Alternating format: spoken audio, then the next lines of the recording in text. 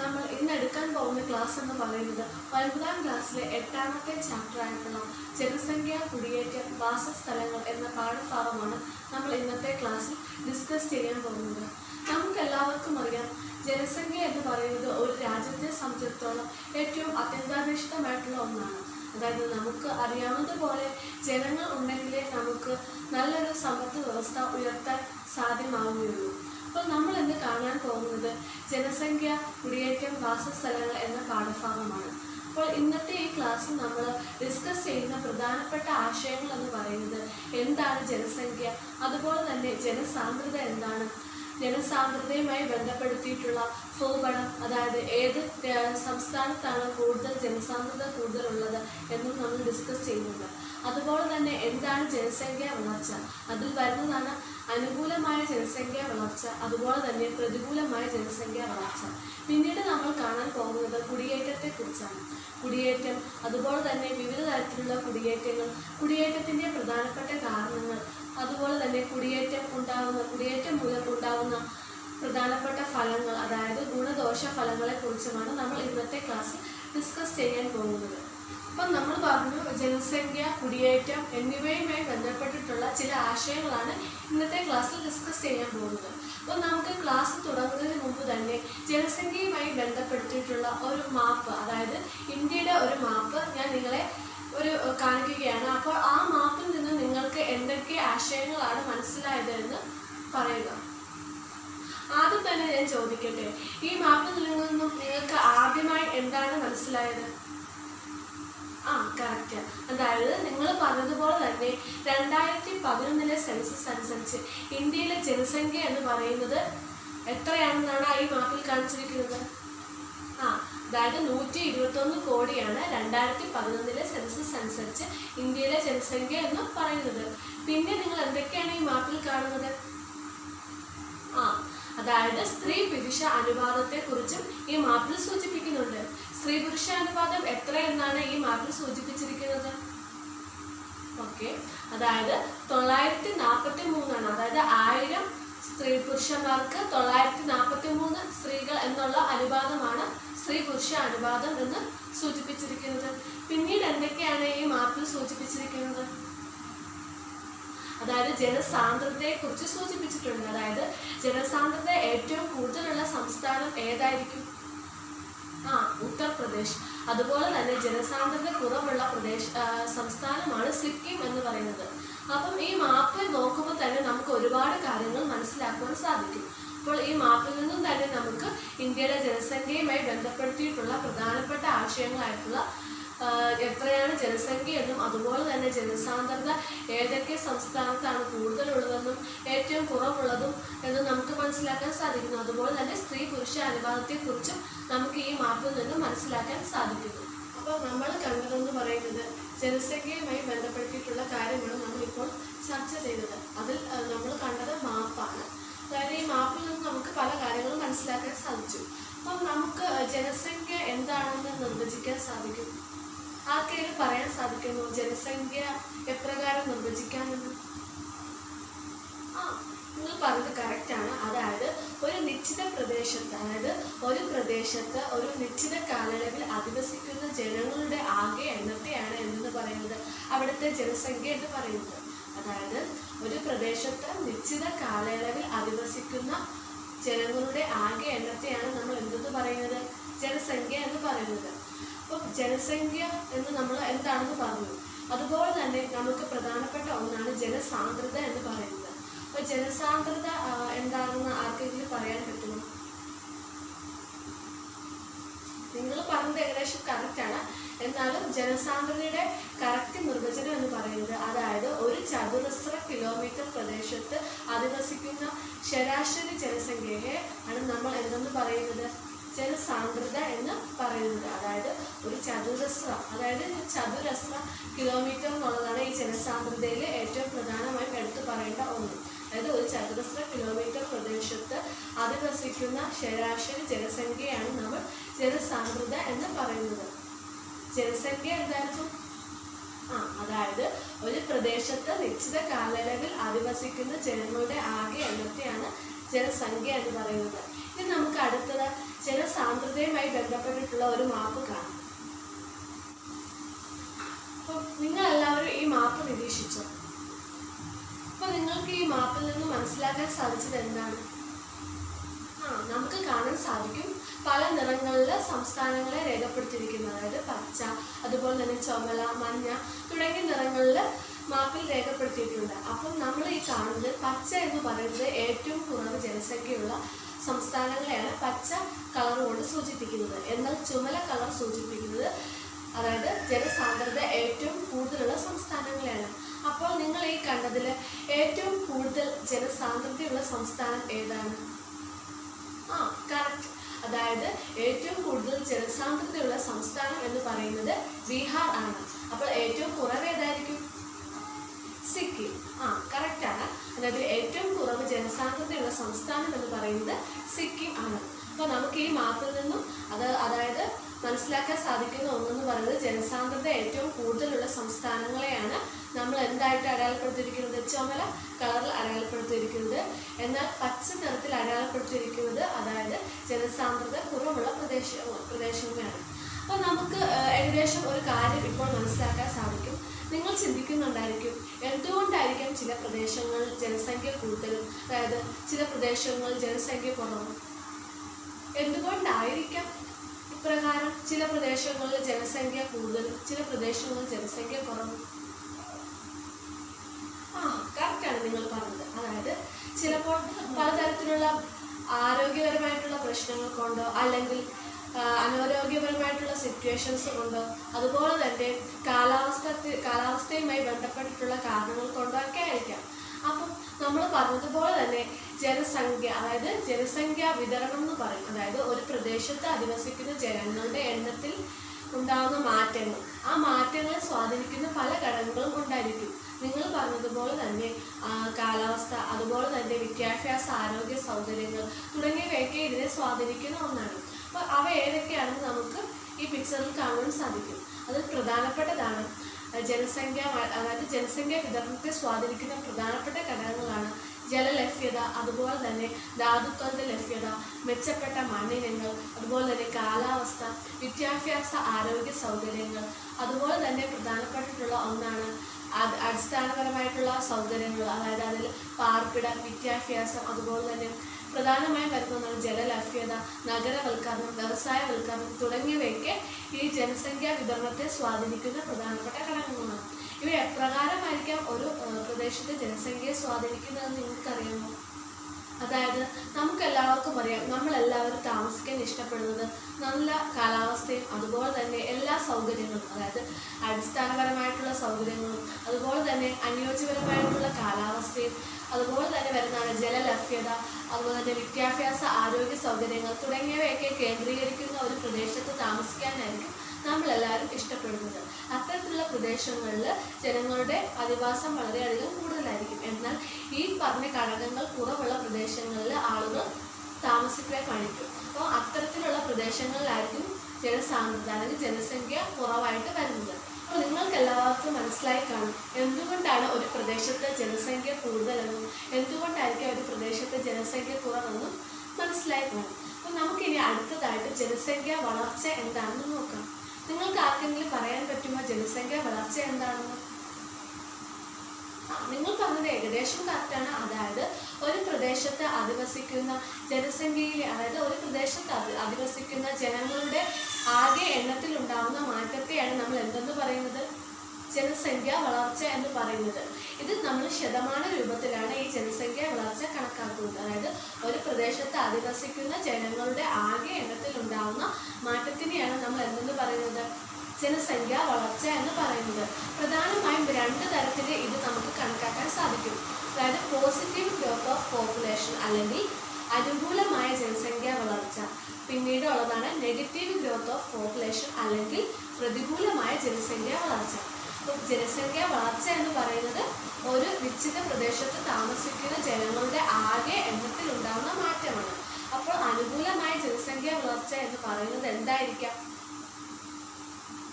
നിങ്ങൾ പറഞ്ഞത് കറക്റ്റാണ്. അതായത് ഒരു പ്രദേശത്ത് അധിവസിക്കുന്ന ജനങ്ങളുടെ എണ്ണത്തിൽ ഉണ്ടാവുന്ന വർധനവിനെയാണ് നമ്മൾ എന്തെന്ന് പറയുന്നത്? അനുകൂലമായ ജനസംഖ്യ വളർച്ച എന്ന് പറയുന്നത്. അപ്പോൾ പ്രതികൂലമായ ജനസംഖ്യ വളർച്ച എന്തായിരിക്കാം? കറക്റ്റ്. അതായത് പ്രതികൂലമായ ജനസംഖ്യ വളർച്ച എന്ന് പറയുന്നത് ഒരു പ്രദേശത്ത് അധിവസിക്കുന്ന ജനങ്ങളുടെ എണ്ണത്തിൽ ഉണ്ടാവുന്ന കുറവിനെയാണ് എന്തെന്ന് പറയുന്നത്? പ്രതികൂലമായ ജനസംഖ്യ വളർച്ച എന്ന് പറയുന്നത്. അപ്പൊ നമ്മൾ പ്രധാനമായും കണ്ടത് 2 തരത്തിലുള്ള ജനസംഖ്യാ വളർച്ചയാണ്. അവ ഏതൊക്കെയായിരുന്നു? അതായത് അനുകൂലമായ ജനസംഖ്യാ വളർച്ച അല്ലെങ്കിൽ പോസിറ്റീവ് ഗ്രോത്ത് ഓഫ് പോപ്പുലേഷൻ. രണ്ടാമത്തേത് ഏതാണ്? പ്രതികൂലമായ ജനസംഖ്യാ വളർച്ച അല്ലെങ്കിൽ നെഗറ്റീവ് ഗ്രോത്ത് ഓഫ് പോപ്പുലേഷൻ. അപ്പോൾ നമ്മൾ ഇത്ര നേരം ജനസംഖ്യയുമായി എന്തൊക്കെ ആശയങ്ങളാണ് കണ്ടത്? ആരെങ്കിലും ഒരാൾ പറഞ്ഞേ. അതായത് നമ്മൾ ഇത്ര നേരം കണ്ടത് ജനസംഖ്യയുമായി ബന്ധപ്പെട്ടിട്ടുള്ള ആദ്യമേ നമ്മൾ കണ്ടത് ഒരു മാപ്പാണ്. അതിൽ നിന്നും നമുക്ക് ഇന്ത്യയിലെ ജനസംഖ്യ 2011 സെൻസസ് അനുസരിച്ച് എത്രയാണെന്ന് മനസ്സിലാക്കാൻ സാധിച്ചു. എത്രയായിരുന്നു? 121 കോടി ആയിരുന്നു ഇന്ത്യയിലെ ജനസംഖ്യ എന്ന് പറയുന്നത്. അതുപോലെ തന്നെ ഏറ്റവും കൂടുതൽ ജനസംഖ്യയുള്ള സംസ്ഥാനം ഏതാണെന്ന് നമുക്ക് ഈ മാപ്പിലൂടെ കാണാൻ സാധിച്ചു. ഏതായിരുന്നു ഏറ്റവും കൂടുതൽ ജനസംഖ്യയുള്ള സംസ്ഥാനം? ഉത്തർപ്രദേശ് ആയിരുന്നു ഏറ്റവും കൂടുതൽ ജനസംഖ്യയുള്ള സംസ്ഥാനം. അതുപോലെ തന്നെ ജനസംഖ്യ ഏറ്റവും കുറവുള്ള സംസ്ഥാനം ഏതാണ്? സിക്കിം. കറക്റ്റാണ് നിങ്ങൾ പറഞ്ഞത്. അപ്പം ഇതാണ് നമ്മൾ ആദ്യമേ കണ്ടത്. പിന്നീട് നമ്മൾ കണ്ടത് എന്താണ് ജനസംഖ്യ എന്നാണ് കണ്ടത്. ആർക്കെങ്കിലും പറയാൻ സാധിക്കുമോ എന്താണ് ജനസംഖ്യ എന്നത്? അതായത് ഒരു പ്രദേശത്ത് നിശ്ചിത കാലയളവിൽ അധിവസിക്കുന്ന ജനങ്ങളുടെ ആകെ എണ്ണത്തിനെയാണ് നമ്മൾ എന്തെന്ന് പറയുന്നത്? ജനസംഖ്യ എന്ന് പറയുന്നത്. പിന്നീട് നമ്മൾ എന്തിനെ കുറിച്ചാണ് പറഞ്ഞത്? ജനസാന്ദ്രതയെ കുറിച്ചാണ് പറഞ്ഞത്. അപ്പോൾ ജനസാന്ദ്രത എന്താണെന്നാണ് നമ്മൾ പറഞ്ഞത്. അതിൽ പ്രധാനപ്പെട്ട ഒരു പോയിന്റ് എന്താണ്? അതായത് ഒരു ചതുരശ്ര കിലോമീറ്റർ പ്രദേശത്ത് അധിവസിക്കുന്ന ജനങ്ങൾ, അതായത് ശരാശരി ജനസംഖ്യയാണ് നമ്മൾ എന്തെന്ന് പറയുന്നത്? ജനസാന്ദ്രത എന്ന് പറയുന്നത്. പിന്നീട് നമ്മൾ ജനസംഖ്യാ വിതരണം അല്ലെങ്കിൽ ജനസംഖ്യ ഒരു പ്രദേശത്ത് അധിവസിക്കുന്നതിനെ സ്വാധീനിക്കുന്ന ഘടകങ്ങളെ കുറിച്ച്, അതായത് വിദ്യാഭ്യാസം, ആരോഗ്യം, നഗരവൽക്കരണം, വിഭവ ലഭ്യത തുടങ്ങിയവയെ കുറിച്ചാണ് നമ്മൾ പിന്നീട് കണ്ടത്. നമ്മൾ ലാസ്റ്റ് ആയിട്ട് കണ്ടത് ജനസംഖ്യാ വളർച്ചയെ കുറിച്ചാണ്. അത് നമ്മൾ ശതമാന രൂപത്തിലാണ് കണക്കാക്കുന്നത് എന്ന് പറഞ്ഞു. അതിൽ അനുകൂല ജനസംഖ്യാ വളർച്ചയും അതുപോലെ തന്നെ പ്രതികൂലമായ ജനസംഖ്യാ വളർച്ചയെക്കുറിച്ചും നമ്മൾ ഡിസ്കസ് ചെയ്തു. ഇത് എല്ലാവർക്കും മനസ്സിലായല്ലോ. നമ്മൾ അടുത്തതായി കാണാൻ പോകുന്ന ടോപ്പിക് എന്ന് പറയുന്നത് കുടിയേറ്റമാണ്. കുടിയേറ്റം അല്ലെങ്കിൽ മൈഗ്രേഷൻ എന്നാണ് പറയപ്പെടുന്നത്. അപ്പോൾ അത് എന്താണെന്ന് നിങ്ങൾക്കറിയാമോ? ആർക്കെങ്കിലും പറയാൻ സാധിക്കുമോ കുടിയേറ്റം എന്താണെന്ന്? കറക്റ്റാണ്. അതായത് ഒരു പ്രദേശത്തുള്ള ജനങ്ങൾ സ്ഥിരമായോ താൽക്കാലികമായോ മറ്റൊരു പ്രദേശത്തേക്ക് മാറി താമസിക്കുന്നതിനെയാണ് എന്തെന്ന് പറയുന്നത്? കുടിയേറ്റം അല്ലെങ്കിൽ മൈഗ്രേഷൻ എന്ന് പറയുന്നത്. നമുക്ക് എല്ലാവർക്കും അറിയാം, നമ്മുടെ തന്നെ കസിൻസ് അല്ലെങ്കിൽ നമ്മുടെ തന്നെ ബന്ധപ്പെട്ടവരൊക്കെ വിദേശ രാജ്യങ്ങളിലൊക്കെ ജോലി ചെയ്യാറുണ്ട്. നിങ്ങളുടെ ആരുടെയെങ്കിലും ബന്ധുക്കൾ വിദേശ രാജ്യത്തുണ്ടോ? ഉണ്ട്. അപ്പം ഈ ഒരു വിദേശത്തേക്കുള്ള ഈ ഒരു യാത്രയെ നമുക്ക് കുടിയേറ്റം എന്ന് പറയാൻ സാധിക്കുമോ? നമുക്ക് പറയാൻ സാധിക്കും. തീർച്ചയായിട്ടും നമുക്ക് പറയാൻ സാധിക്കും. നമ്മൾ പറഞ്ഞല്ലോ, ഒരു പ്രദേശത്ത് നിന്നും മറ്റൊരു പ്രദേശത്തേക്കുള്ള ആളുകളുടെ സ്ഥിരമായും താൽക്കാലികമായിട്ടുള്ള മാറ്റത്തിനെ അല്ലെങ്കിൽ മാറി താമസിക്കുന്നതിനെയാണ് നമ്മൾ എന്തെന്ന് പറയുന്നത്? കുടിയേറ്റം എന്ന് പറയുന്നത്. നിങ്ങൾക്ക് ഏതെല്ലാം തരത്തിലുള്ള കുടിയേറ്റത്തെ കുറിച്ച് അറിയാം? നമ്മളിപ്പോൾ പറഞ്ഞല്ലോ, വിദേശ രാജ്യങ്ങളിൽ ആളുകളൊക്കെ പോയിട്ടുണ്ടെന്ന്. അപ്പോൾ അത് ഏതു തരത്തിലുള്ള കുടിയേറ്റമായിട്ട് വരും? അതായത് പ്രധാനമായും കുടിയേറ്റത്തെ നമുക്ക് എത്രയായിട്ട് തരംതിരിക്കാം? ആർക്കെങ്കിലും പറയാൻ സാധിക്കുന്നു? സംസ്ഥാന കുടിയേറ്റമുണ്ട്, രാജ്യാതിർത്തികൾ കടന്നുള്ള കുടിയേറ്റമുണ്ട്. നിങ്ങൾ പറഞ്ഞതുപോലെ തന്നെ രാജ്യാതിർത്തികൾ കടന്നുള്ള കുടിയേറ്റവും സംസ്ഥാന കുടിയേറ്റവും ഉണ്ട്. അപ്പം ഈ കുടിയേറ്റവുമായി ബന്ധപ്പെട്ടിട്ടുള്ള വിവിധ തലങ്ങൾ, അല്ലെങ്കിൽ ഏതൊക്കെ തരത്തിലുള്ള കുടിയേറ്റങ്ങൾ ഉണ്ട് എന്ന് നിങ്ങൾക്ക് ഞാനൊരു ഫ്ലോ ചാർട്ട് വഴി കാണിച്ചു തരാം. ഈ ഫ്ലോ ചാർട്ടിൽ കാണാൻ സാധിക്കുന്നത് കുടിയേറ്റത്തെ പ്രധാനമായും 2 ആയിട്ട് തരംതിരിച്ചിരിക്കുന്നു എന്നാണ്. അതിൽ ഒന്നാമത്തേതാണ് രാജ്യാന്തര കുടിയേറ്റവും അതുപോലെ തന്നെ രണ്ടാമത്തേതാണ് ആഭ്യന്തര കുടിയേറ്റവും. നമുക്ക് രാജ്യാന്തര കുടിയേറ്റത്തെ വീണ്ടും 2 ആയിട്ട് തരംതിരിക്കാം. അവ ഏതൊക്കെയാണ്? രാജ്യാന്തര ഗമനവും രാജ്യാന്തര ആഗമനവും. അതുപോലെ തന്നെ ആഭ്യന്തര കുടിയേറ്റത്തെ 2 ആയിട്ട് തരംതിരിക്കുന്നു. അതിൽ ഒന്നാമത്തേത് ഏതാണ്? സംസ്ഥാനാന്തര കുടിയേറ്റവും സംസ്ഥാന ആഭ്യന്തര കുടിയേറ്റവും. നമുക്ക് ഈ സംസ്ഥാന ആഭ്യന്തര കുടിയേറ്റത്തെ വീണ്ടും രണ്ടായിട്ട് തരംതിരിക്കാം. അവ ഏതാണെന്നാണ് നിങ്ങൾ ഈ ഫ്ലോ ചാർട്ടിൽ കണ്ടത്? അതായത് ജില്ലാന്തര കുടിയേറ്റവും ജില്ലാ ആഭ്യന്തര കുടിയേറ്റവും. അപ്പോൾ നമ്മൾ ആദ്യമേ കണ്ടത് കുടിയേറ്റത്തെ രാജ്യാന്തര കുടിയേറ്റമെന്നും അതുപോലെ തന്നെ ആഭ്യന്തര കുടിയേറ്റമെന്നും രണ്ടായി തരംതിരിച്ചിട്ടുണ്ട് എന്ന്. അപ്പോൾ രാജ്യാന്തര കുടിയേറ്റത്തിന് ഒരു ഉദാഹരണം നിങ്ങൾക്ക് പറയാൻ സാധിക്കുമോ? കറക്റ്റ്. അതായത് നിങ്ങൾ പറഞ്ഞതുപോലെ തന്നെ ഗൾഫ് രാജ്യങ്ങളിലുള്ള കുടിയേറ്റം എന്ന് പറയുന്നത് രാജ്യാന്തര കുടിയേറ്റത്തിന് ഒരു ബെറ്റർ ആയിട്ടുള്ള ഒരു ഉദാഹരണമാണ്. അപ്പോൾ ആ രാജ്യാന്തര കുടിയേറ്റം എന്ന് പറയുന്നത് ഒരു രാജ്യത്ത് നിന്നും മറ്റൊരു രാജ്യത്തിലേക്കുള്ള ആളുകളുടെ കുടിയേറ്റത്തെയാണ് രാജ്യാന്തര കുടിയേറ്റം എന്ന് പറയുന്നത്. അതുപോലെ തന്നെ നമ്മൾ കുടിയേറ്റത്തെ വേറൊന്നായിട്ട് തിരിച്ചിട്ടുണ്ട്. അതേതാണ്? അതായത് ആഭ്യന്തര കുടിയേറ്റം. അപ്പോൾ ആഭ്യന്തര കുടിയേറ്റത്തിന് ഒരു ഉദാഹരണം പറയാമോ? കറക്റ്റ്, നിങ്ങൾ പറഞ്ഞത് കറക്റ്റാണ്. അതായത് നമ്മുടെ കേരളത്തിലേക്കുള്ള ബംഗാളികളുടെയൊക്കെ ജോലി തേടിയിട്ടുള്ള കുടിയേറ്റം എന്ന് പറയുന്നത് ആഭ്യന്തര കുടിയേറ്റത്തിന് ഉദാഹരണമാണ്. അപ്പോൾ ആഭ്യന്തര കുടിയേറ്റം എന്ന് പറയുന്നത് ഒരു രാജ്യത്തിൻ്റെ അതിർത്തിക്കുള്ളിൽ തന്നെയുള്ള കുടിയേറ്റമാണ് ആഭ്യന്തര കുടിയേറ്റം എന്ന് പറയുന്നത്. നമുക്ക് ഈ ആഭ്യന്തര കുടിയേറ്റത്തെ വീണ്ടും രണ്ടായിട്ട് തരംതിരിക്കാം. അതിൽ ഒന്നാമത്തേതാണ് സംസ്ഥാനാന്തര കുടിയേറ്റം. സംസ്ഥാനാന്തര കുടിയേറ്റം എന്ന് പറയുന്നത് ഒരു സംസ്ഥാനത്ത് നിന്നും മറ്റൊരു സംസ്ഥാനത്തേക്കുള്ള കുടിയേറ്റം. ഉദാഹരണം പറയുകയാണെങ്കിൽ നമ്മുടെ കേരളം എന്ന സംസ്ഥാനത്ത് നിന്നും തമിഴ്നാട് എന്ന സംസ്ഥാനത്തിലേക്കുള്ള കുടിയേറ്റം നമുക്ക് എന്തായിട്ട് പറയാം? സംസ്ഥാനാന്തര കുടിയേറ്റം എന്ന് പറയാം. അതുപോലെ തന്നെ സംസ്ഥാന ആഭ്യന്തര കുടിയേറ്റം ഉണ്ട്. അതായത് സംസ്ഥാനങ്ങൾക്കകത്ത് വിവിധ ജില്ലകൾക്കിടയിലുള്ള കുടിയേറ്റത്തെ നമുക്ക് സംസ്ഥാന ആഭ്യന്തര കുടിയേറ്റം എന്ന് പറയാം.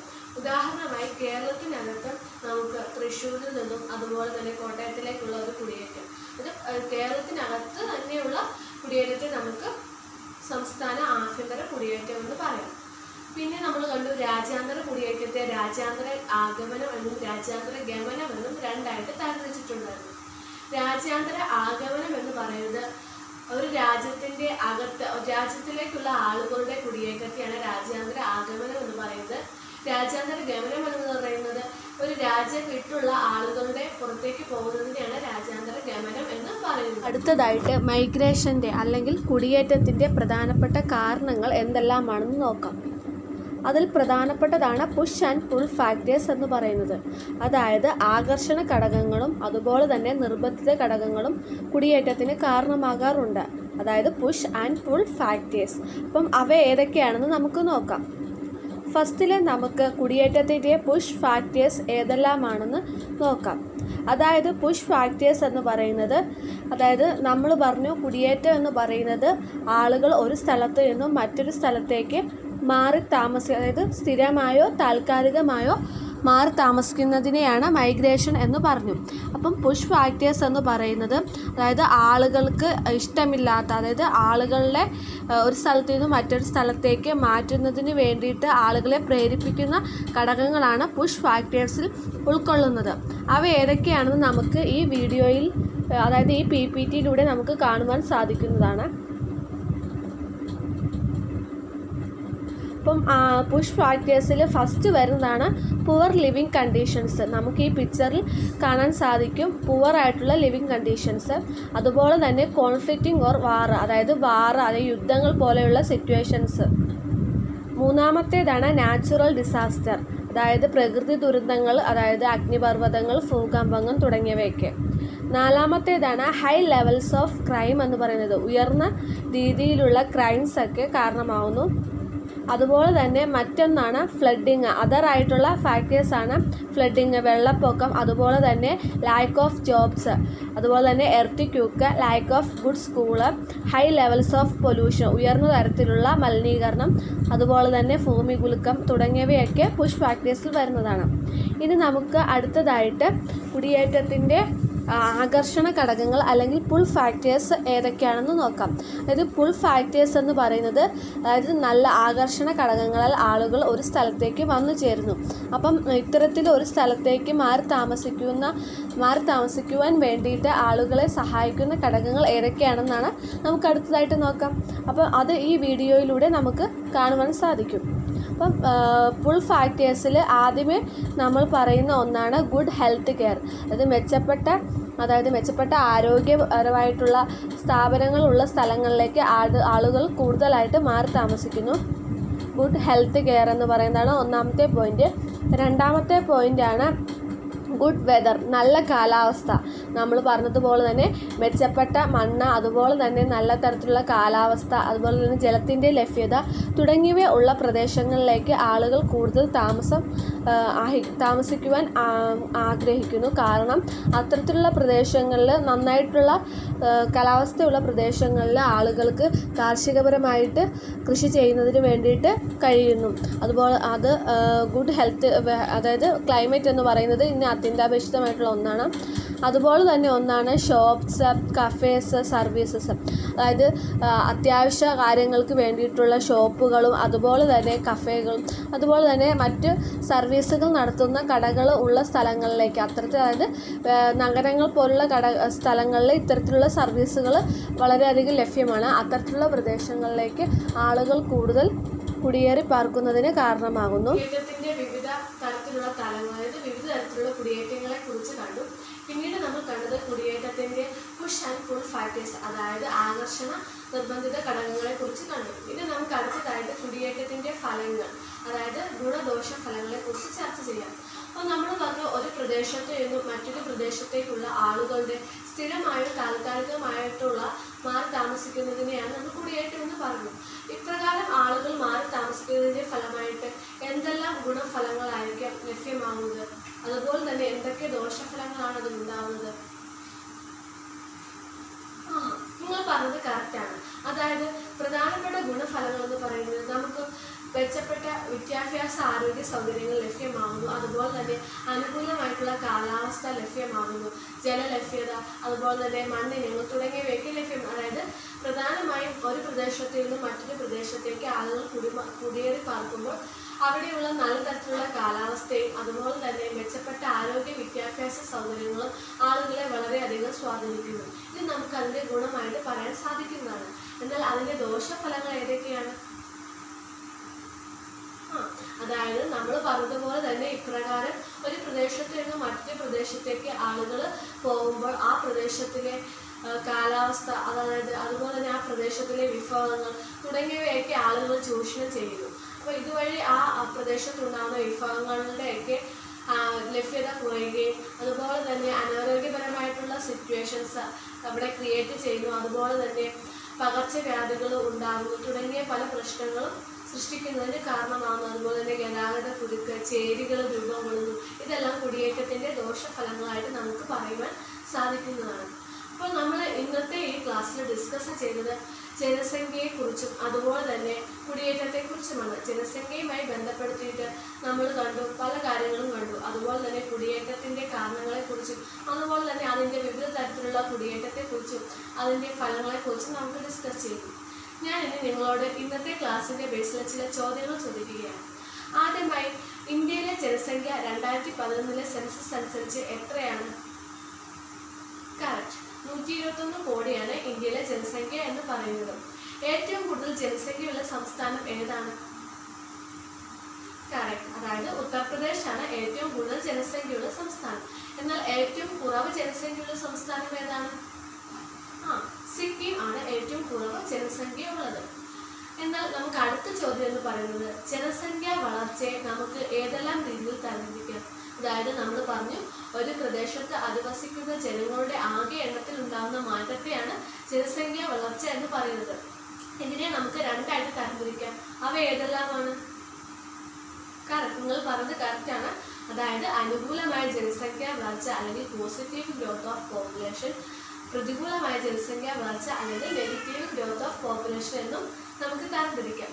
പിന്നീട് നമ്മൾ കുടിയേറ്റത്തെ കുറിച്ചാണ് കണ്ടത്. കുടിയേറ്റം എന്താണെന്ന് ആർക്കെങ്കിലും നിർവചിക്കാൻ സാധിക്കുമോ? കറക്റ്റ്, അതായത് ഒരു പ്രദേശത്ത് നിന്നും മറ്റൊരു പ്രദേശത്തേക്ക് ആളുകൾ സ്ഥിരമായോ താൽക്കാലികമായോ മാറി താമസിക്കുന്നതിനെയാണ് നമ്മൾ കുടിയേറ്റം എന്ന് പറയുന്നത്. ഏതൊക്കെ തരത്തിലാണ് നമ്മൾ കുടിയേറ്റത്തെ തിരിച്ചിരിക്കുന്നത്? രാജ്യാന്തര കുടിയേറ്റമുണ്ട്, സംസ്ഥാനാന്തര കുടിയേറ്റമുണ്ട്. കറക്റ്റ്, അതായത് നമ്മൾ കുടിയേറ്റത്തെ രാജ്യാന്തര കുടിയേറ്റമെന്നും ആഭ്യന്തര കുടിയേറ്റമെന്നും രണ്ടായിട്ട് തരംതിരിച്ചിരിക്കുന്നു. അതിൽ രാജ്യാന്തര കുടിയേറ്റത്തെ രാജ്യാന്തര ആഗമനമെന്നും അതുപോലെ തന്നെ രാജ്യാന്തര ഗമനമെന്നും രണ്ടായിട്ട് തരംതിരിച്ചിട്ടുണ്ട്. പിന്നീട് നമ്മൾ ആഭ്യന്തര കുടിയേറ്റത്തെ സംസ്ഥാനാന്തര കുടിയേറ്റമെന്നും സംസ്ഥാന ആഭ്യന്തര കുടിയേറ്റമെന്നും രണ്ടായി തരംതിരിക്കുന്നു. വിളിക്കുന്നു. എന്നാൽ ഈ സംസ്ഥാന ആഭ്യന്തര കുടിയേറ്റത്തെ നമുക്ക് വീണ്ടും രണ്ടായിട്ട് തരംതിരിക്കാം. അതായത് ജില്ലാന്തര കുടിയേറ്റവും ജില്ലാ ആഭ്യന്തര കുടിയേറ്റവും. ഇത്രയുമാണ് നമ്മൾ ഇന്നത്തെ ക്ലാസ്സിൽ ഡിസ്കസ് ചെയ്തത്. അപ്പം നിങ്ങൾക്ക് എല്ലാവർക്കും ഇന്നത്തെ ക്ലാസ് മനസ്സിലായെന്ന് വിചാരിക്കുന്നു. എക്സ്റ്റൻഷൻ ആക്ടിവിറ്റി എന്നുള്ളത് വിവിധ തരത്തിലുള്ള കുടിയേറ്റങ്ങളുടെ പിക്ചേഴ്സ് ഉൾപ്പെടുത്തിക്കൊണ്ടുള്ള ഒരു ആൽബമാണ്. എന്നാൽ നിങ്ങളുടെ ഫോളോ അപ്പ് ആക്ടിവിറ്റി എന്ന് പറയുന്നത് നമ്മൾ പറഞ്ഞതുപോലെ തന്നെ ജനസാന്ദ്രതയെക്കുറിച്ചുള്ള മാപ്പ് നമ്മൾ കണ്ടു. അതായത് പ്രധാനമായും നിങ്ങൾ കണ്ടുപിടിക്കേണ്ടത് ഏറ്റവും കൂടുതൽ ജനസാന്ദ്രത ഉള്ള സംസ്ഥാനങ്ങൾ ഏതാണെന്നും അതുപോലെ തന്നെ ഏറ്റവും കുറവ് ജനസാന്ദ്രത ഉള്ള സംസ്ഥാനങ്ങൾ ഏതാണെന്നും പട്ടികപ്പെടുത്തുക എന്നുള്ളതാണ് നിങ്ങളുടെ ഫോളോ അപ്പ് ആക്ടിവിറ്റി. അപ്പോൾ ഇന്നത്തെ ക്ലാസ് എൻ്റെ എല്ലാ കൂട്ടുകാർക്കും ഇഷ്ടമായെന്ന് വിചാരിക്കുന്നു. Thank you.